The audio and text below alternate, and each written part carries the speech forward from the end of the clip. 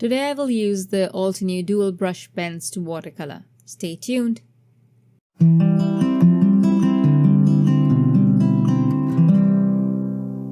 Hello and welcome to Creative Coloring with Iram. Today I have an easy watercolor card to share with you where I will be coloring two-toned flowers that look really pretty, and then I will assemble them on a watercolor background. I will be using the Paint a Flower Camellia Waterhouse outline stamp set. Then I will quickly prep an A2 watercolor cardstock with anti-static powder. I will then stamp the image in embossing ink. Next, I will cover the panel with pure white embossing powder and heat set it. I'm using the Watercolor Essential tweezer to hold my panel there.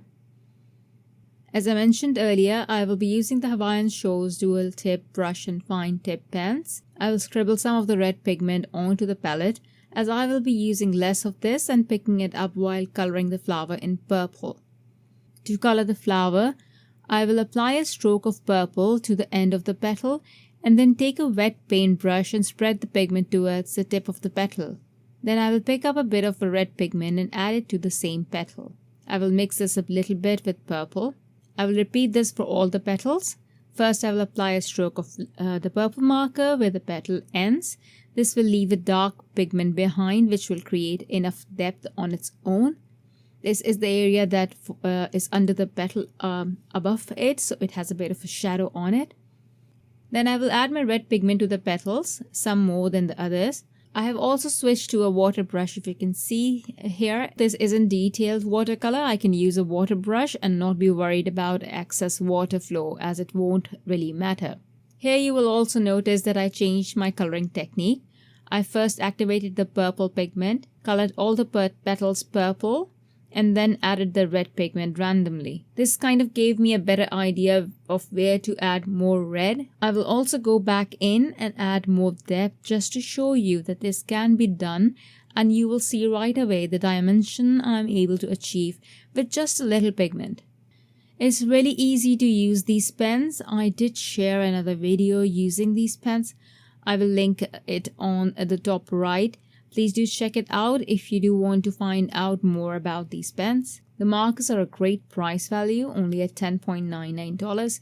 You can mix colors to create your own custom color, like I have done today for some of my petals. These could be great to give as gifts too. For the leaves, I will use the black pen. I will repeat the same technique of coloring. I will add strokes along the veins that are already on the leaves and the midrib. Just going to make the middle portion a little darker. I will avoid the edges of the leaves when I am adding that stroke, as I want the edges to be lighter. Then I will activate the pigment with water. I realized later on that this black was quite pigmented and I didn't need all that ink. So for the second one, I didn't add too much in the middle and it looked alright. Also, I went outside the lines only because I wanted to get rid of the pigment, but I didn't want to use a tissue. Instead, I just watered it down, so I just pushed out all the excess water outside. I will be die cutting this anyway, so I'm not really worried about staying within the lines. If you want your leaves darker, you can go back in and add more pigment to the leaves. Scribble some of it on the palette and pick it up from there instead of applying it directly to if your leaves are still wet. Then I will add splatters of the leftover red pigment onto the flowers. You can skip this step if you want to, but I will also be adding purple splatters to the flowers to add a bit of texture and also to hide any mistakes or flaw in my coloring. I will let this air dry. You can also use your heat tool. For my background, I'm using the A2 watercolor cardstock. I have scribbled some black and purple ink on my palette. I will first apply water to the panel in a way that I cover a major part of the left hand side and the top portion. It's usually how my backgrounds are. Then I will start by dropping in the black pigment, and I will first add a very light concentration of this. I will keep this lighter than the leaves. Then I will gradually start adding purple and a little bit of red to the mix too. This is going to be very light, just enough to balance the flowers. Only the top portion is going to be dark, and most of it's going to be hidden by the image. I will also add splatters while the panel is still wet to add a bit of variation.